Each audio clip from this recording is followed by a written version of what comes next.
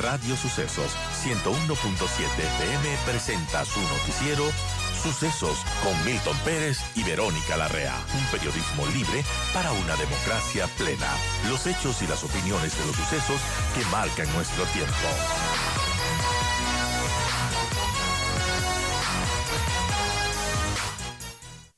Ya están sonando algunos nombres como precandidatos. ¿Cómo vemos de esos nombres? ¿Cómo vemos de esta coyuntura política electoral, Pedro? Bienvenido. Gracias por estar con nosotros aquí en Radio Sucesos. Hola Verónica, gracias por la invitación.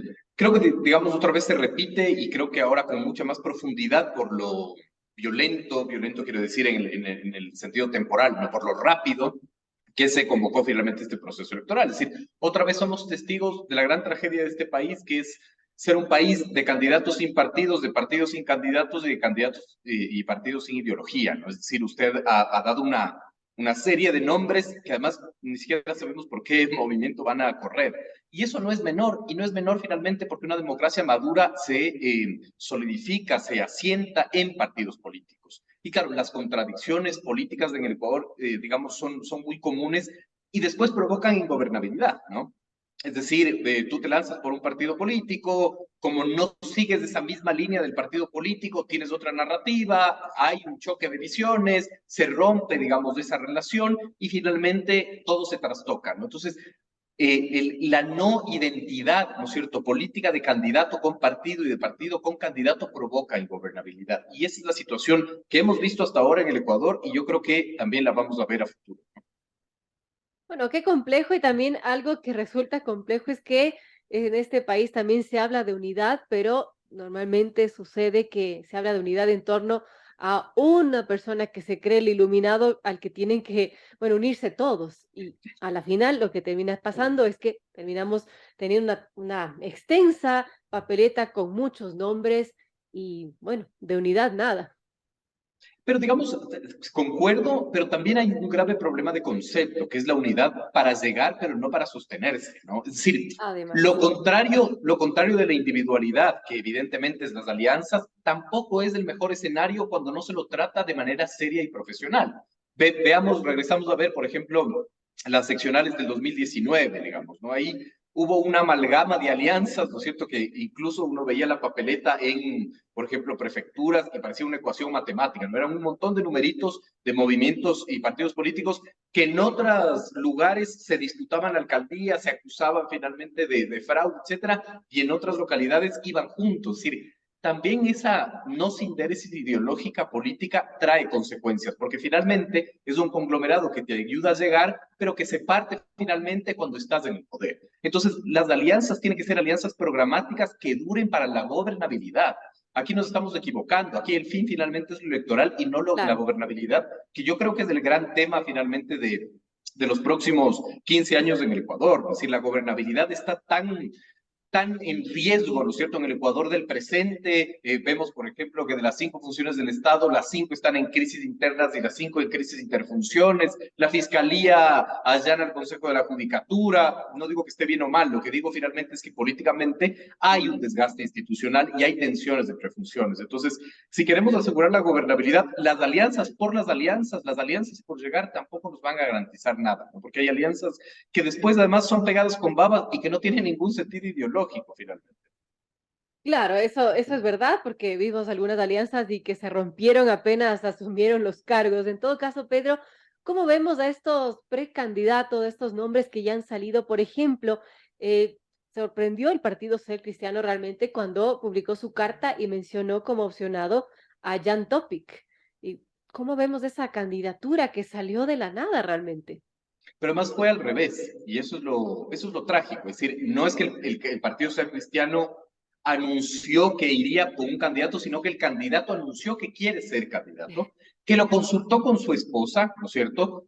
Y que quiere ser candidato. Es decir, que hoy me levanté con ganas de ser candidato y veamos quién quiere auspiciar. Es decir, es totalmente lo contrario. Y esto parecía anecdótico, parecería que nos da chiste, pero es bastante grave por lo que le digo, porque no hay una Claro. sindéresis y una coherencia política que después en el poder se quiebra finalmente, ¿no? Entonces, claro, lo interesante de el señor Topic, ¿no es cierto? Lo interesante del fenómeno es que, claro, él anuncia y después alrededor de él pueden plegarse otros partidos políticos. Entonces es una lógica, parecería, de oferta y demanda, cuando en verdad la lógica de los partidos es formar cuadros propios para que entiendan cuál es la posición ideológica, ¿no es cierto? Y que lleguen al poder para poder ejercer finalmente ese poder en ese andamiaje ideológico. Muchas veces se dice, es que las ideologías ya no importan, las ideologías importan muchísimo y están más presentes que nunca, porque las ideologías son el cómo hacemos las cosas, ¿no? Todo el mundo dice que, y de acuerdo, está bien, todo el mundo quiere que se reduzca la pobreza en el Ecuador, obvio, todo el mundo quiere que se reduzca la inseguridad en el Ecuador, obvio. La ideología te va a decir cómo, ¿no es cierto? Entonces tú, que eres un votante, que estás más apegado a una ideología o a otra, el momento en que escuchas el cómo, decides por quién votar, porque ese cómo te convence. Es decir, el camino que te dice que vamos a recorrer para resolver el problema es el que a mí me convence, el A o el B.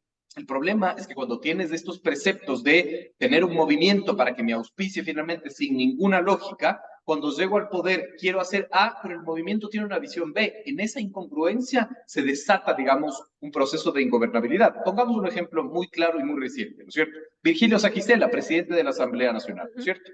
Él llegó con democracia, sí. Antes era del movimiento Creo. Él era parte de la bancada del Acuerdo Nacional, ¿no es cierto? Quebró finalmente esa relación, es presidente de la Asamblea y finalmente le apostó por otro movimiento político en la dinámica política. Digamos que esa no es una discusión. Pero finalmente, si no tenía una sindéresis con el movimiento que le auspició, si el movimiento quiere ir al punto B por este camino, pero tú quieres ir por otro lado, hay un rompimiento ideológico y eso provoca ingobernabilidad. Y eso pasa mucho, ha pasado en la asamblea, ha pasado en los temas presidenciales y bueno, quizás suceda también en estas elecciones. Ahora, Pedro, viendo ya en cuanto a la responsabilidad que tienen los partidos, los movimientos políticos de poner a los mejores cuadros, ¿por qué se da este fenómeno de no buscar dentro de sus filas, que deberían ser personas preparadas, que tienen su carrera política en esos movimientos, y buscan outsiders, buscan gente afuera de esas filas? ¿Por qué se da eso? A ver, por varios factores, no creo que haya una respuesta única, no creo yo tenerla tampoco, pero en el análisis que nosotros hemos hecho, ¿no es cierto? Mucho tiene que ver con la demagogia antipolítica, ¿no? Es decir, los movimientos y partidos asesorados por expertos de marketing político te dicen, la gente odia a los políticos, por lo tanto, usted candidato no se presente como político, ¿no? Y eso es supremamente grave porque degrada la profesión del político, que debe ser la más importante de todas. Nosotros tenemos que tener políticos profesionales, finalmente, ¿no? Es decir, políticos formados, porque es como cuando tú te vas al cirujano y te vas a operar del corazón, es como si viniera el cirujano y te dijera, te voy a operar yo, pero yo no soy médico, no te preocupes. Es decir, es supremamente grave, hay que profesionalizar al político, dice Manuel Alcántara, que es profesor español, ¿no es cierto? ¿Por qué los buscan? Por exactamente eso, y ahí está el problema, porque no son tus candidatos, no han militado en tu organización, no saben cómo piensa la organización, todo se queda, digamos, en el ideal, en lugares comunes. Entonces, claro, no germinan y no nacen de las entrañas de una organización y por lo tanto van a tomar otro camino desde la informalidad y se quiebra finalmente esa relación, ¿no? Entonces creo que mucho tiene que ver con eso, mucho tiene que ver con esta demagogia antipolítica que lo repetimos, digamos, todos los estamentos sociales, porque también es súper interesante, los políticos y la política se convierten en el pararrayos siempre de la crítica, ¿no? En este país todo es culpa de los políticos y no necesariamente, es decir, hay estamentos sociales que tienen responsabilidad y que no asumen esa responsabilidad, los gremios empresariales, la academia, los gremios sindicales, es decir, todos somos actores ligados finalmente a esta lógica política y tenemos que profundizar ese análisis, esa discusión de concepto y ese trabajo en mejorar finalmente la situación política del país. Ahora también es un tema de responsabilidad de los movimientos y los partidos, ¿no? Que ponen a esos cuadros y después vemos los resultados que tenemos. Ahora estamos otra vez yendo a las urnas del 20 de agosto en un proceso además atípico, un proceso corto en el que difícilmente los ciudadanos van a poder conocer a los candidatos, conocer sus propuestas y ellos mismos, ¿no? Organizarse con un plan de gobierno. ¿Cómo les coge, Pedro, a los partidos, movimientos políticos de estas elecciones? ¿Se lo esperaban, no se lo esperaban? ¿Les coge desprevenidos quizás? A ver, yo creo que hay varias características de este proceso electoral, ¿no es cierto? El primero, y lo planteo siempre como hipótesis, ¿no? Esto no es lo que va a pasar, porque no soy adivino, pero yo creo que dadas las circunstancias, las condiciones del país, del contexto, alto pesimismo, alta, digamos, no credibilidad de los partidos, creo que el nulo y el blanco serán protagonistas importantes, digamos, ¿no? No llegarán a ser como en Calacalí, una parroquia de Pichincha que ganó el nulo, ¿no? Pero yo creo que va a tener una presencia importante. Lo segundo, no creo que se logre llegar tan fácil a alianzas, porque el tiempo es muy corto, el tiempo de negociación es muy corto, ¿no? Entonces, como usted dice, nos tomó por sorpresa finalmente, entonces no creo que sea tan fácil el tema de las alianzas. La tercera característica es, y la gran pregunta es, ¿a quién se le va a hacer menos difícil enfrentar este proceso electoral? Por lógica, yo creo que a los movimientos y partidos estructurados y que tuvieron un buen desempeño el 5 de febrero. Y ahí vemos la importancia finalmente de ganar seccionales para elecciones nacionales. No es lo mismo, evidentemente, no es que el que gana las seccionales gana las nacionales, no es así de automático, pero el momento en que tú tienes autoridades seccionales es más fácil hacer campaña desde el territorio, porque tienes más facilidad de recolectar información, porque incluso finalmente las alcaldías y las prefecturas te sirven de una u otra manera para ser reductos para poder hacer una campaña electoral, ¿no? Es decir, creo que a los movimientos que les fue bien, Revolución Ciudadana, Pachacuti, incluso al mismo Partido Social Cristiano, que si bien es el gran perdedor, tiene una estructura mucho más clara y ganó en ciertos reductos de las seccionales, creo que a ellos se les daría menos difícil enfrentar un proceso electoral. A otros movimientos que están, digamos, recién despertándose, que no tienen base, que no han trabajado en la militancia, que no tienen estructura nacional, creo que se les va a hacer mucho más difícil finalmente enfrentar este proceso tan atípico, ¿no? Pero todo, y aquí creo que está la clave de esto, Verónica, todo va a estar en el reglamento interpretativo que apruebe el Consejo Nacional Electoral. Ahí está la clave de todo. Ahí se va finalmente a entender cómo se va a hacer campaña, las fechas de los debates presidenciales, es decir, la clave aquí es de entender cómo finalmente el Consejo Nacional Electoral, a través de un reglamento, va a interpretar cómo se debe hacer este proceso electoral y finalmente ahí veremos un escenario un poco más claro. Bueno, lo que sí tenemos y estamos conversando antes con el consejero José Cabrera, consejero del Consejo Nacional Electoral, y nos dijo que el primer debate se haría el 10 de agosto, es decir, 10 días antes de las elecciones, de los ecuatorianos ir a las urnas, que la campaña electoral definitivamente será de 7 días porque no les da el tiempo. Así que esos son los datos y las certezas que tenemos al momento. Complejo panorama para que un ciudadano pueda decantarse por un candidato u otro candidato, ¿no? Supremamente. Entonces veremos una campaña electoral de poca aproximación, ¿no es cierto? Concentrada finalmente en las 7 provincias del Ecuador que representan el 70% del electorado, ¿no? Las presidenciales me refiero, ¿no? Porque el Ecuador finalmente tiene 24 provincias, ¿no es cierto? Pero 7 son las que reúnen el 70% del electorado. Entonces, electoralmente esas provincias son las de más concentración demográfica para el voto, ¿no? Entonces veremos, yo creo que una campaña muy concentrada en eso. Veremos una campaña en donde, por ejemplo, los medios de comunicación van a ser vitales en la publicidad que le den a los candidatos, ¿no es cierto? De acuerdo, evidentemente, a lo que pauta el Consejo Nacional Electoral. Es decir, vamos a ver, sí, una campaña muy distinta, muy atípica, y por eso es más lógico, ¿no es cierto? Aunque nada es lógico en el Ecuador, pero por eso es más lógico que los movimientos ganadores del 5 de febrero se les pueda hacer un poco más fácil. Ahora hablando, Pedro, de los posibles candidatos, apenas se conoció de esta muerte cruzada, salió Fernando Villavicencio a decir que él quiere ser candidato, no sabemos todavía con qué binomio, porque 2 le rechazaron, pero sabemos sus intenciones. También se conoció esta decisión del Partido Social Cristiano de apoyar a Jan Topic, también Avanza invitó a Otto Sonnenholzner como candidato, mientras que la idea ha dicho que están abiertos al diálogo. El correísmo ya hizo ayer el anuncio, al menos en redes sociales, de Luisa González, exasambleísta de Manabí, una figura que, bueno, al menos personalmente yo diría que es poco conocida. En todo caso, ¿cómo vemos a esos precandidatos que se van perfilando? ¿Hay alguno que quizás tenga más chance que otro? ¿Alguna figura que usted le ve, Pedro, que sea como más opcionada? Yo creo que habría que hacer una medición, ¿no es cierto? No podría atreverme finalmente aquí a decir, y ahí hay que regresar a ver a los partidos, ¿no? Pero otra vez entramos en esta lógica absolutamente incoherente, ¿no? Veía, por ejemplo, a Yacu Pérez, que estaba ya en conversaciones desde hace un buen tiempo con Democracia Sí, ¿no es cierto? Entonces, regresas a ver y dices, Democracia Sí auspició la candidatura del señor Andrés Páez para la alcaldía de Quito, un actor de derecha finalmente, con un discurso anti-indígena, por ejemplo, y ahora auspicia a Yacu Pérez. Es decir, es toda una lógica absolutamente desordenada, ¿no? El señor Villavicencio, que parece que va a correr por el movimiento Construye de María Paula Romo y de Juan Sebastián Roldán, y cuando el señor Villavicencio era periodista de investigación, denunció a María Paula Romo por reparto de hospitales y a Juan Sebastián Roldán por un negociado de una minera. Es decir, es todo tan extraño, tan sin lógica, tan falta de La respeto al memoria es frágil, electorado. Pedro. Totalmente de acuerdo, así es. Entonces, es como muy complejo, ¿no es cierto? Ahorita definir. Y claro, otra vez es súper interesante porque incluso lo que más nos atrae es decir qué candidato tiene la posibilidad. Cuando deberíamos decir es qué proyecto tiene la posibilidad, ¿no? El señor Freile, por ejemplo, salió a apoyar a Slan Topic y dijo, usted es el mejor candidato.